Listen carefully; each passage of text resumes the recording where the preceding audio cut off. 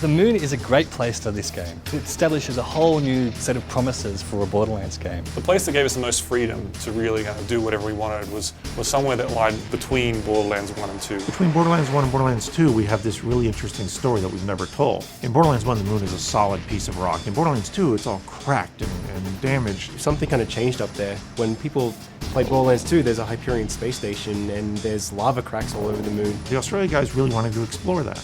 And we thought, yeah, we want to explore that too. And also, all our fans wanted to go to the moon. So we basically decided to play around with what you can and can't do in a Borderlands game and sort of push the envelope of like, what if you could go to the moon and have freeze guns and have laser guns and have all this crazy stuff. These things that we've never tried in a Borderlands game before, would that still feel cool and would it still feel like a Borderlands game? And the pre-sequel was an attempt to sort of take some risks and answer some of those questions, and hopefully we've succeeded.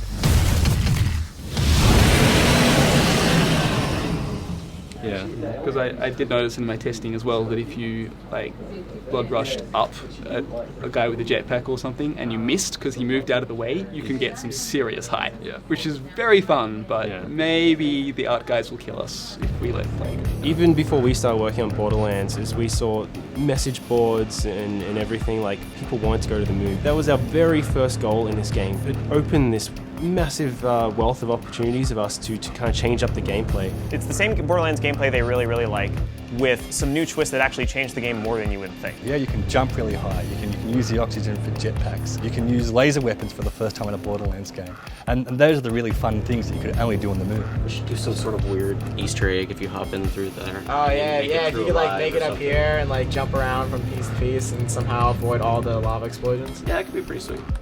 It's actually Claptrap, he's hiding back there. Right.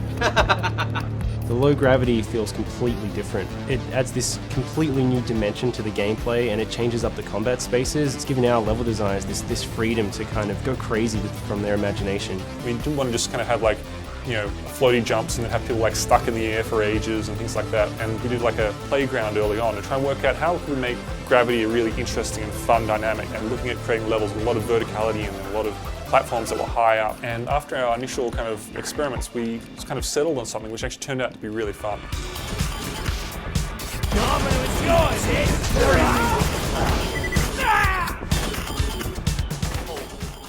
We've solved the problem of being floating in the air for ages by having this kind of slam kind of ability. My thoughts on Butt Stomp is that Butt Stomp is hilariously fun. The butt slam is just a wonderful piece of gameplay. It's just called a slam, technically, but I have to call it a butt slam. It's just too much fun to say that. Was it butt slam or was it butt stomp? It's all of the above. It's interchangeable. There's nothing like being in the air and being able to just drop down on somebody and stagger them and do a couple shots and headshots and suddenly they go down, and it's just a blast. Send our meanest, grittiest men to grind a Vault Hunter to meaty dust. Was already on it. The cryo weapons have been a really fun one for us to implement. One of our programmers really early on was really keen on creating some kind of ice-shattering kind of tech. We actually have this really cool system that will freeze enemies. So initially when you start shooting them, they'll start to slow down, they'll start turning a little bit blue, but then you can actually freeze them solid.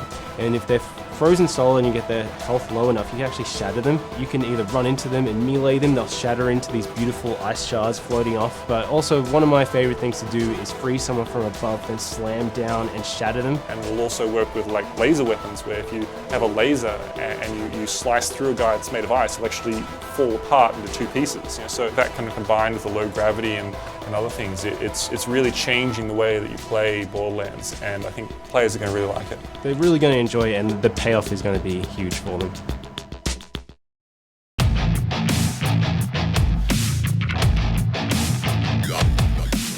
Well, you become one of the Vault Hunters, one of the heroes that's sort of working with Handsome Jack during his rise to power. Everybody loved Nisha. She was this character that we all regret killing off. Spoiler. She's worse than Handsome Jack in many ways. She just enjoys strangling puppies. Claptrap's a little bit of a little bit incompetent. He's a little bit of unpredictable. His action skill is lunacy. Oh, cool! Athena. She was this badass warrior type. What if we played as her? So it's a really interesting timeline, and it's really fun, and it's really eye-opening.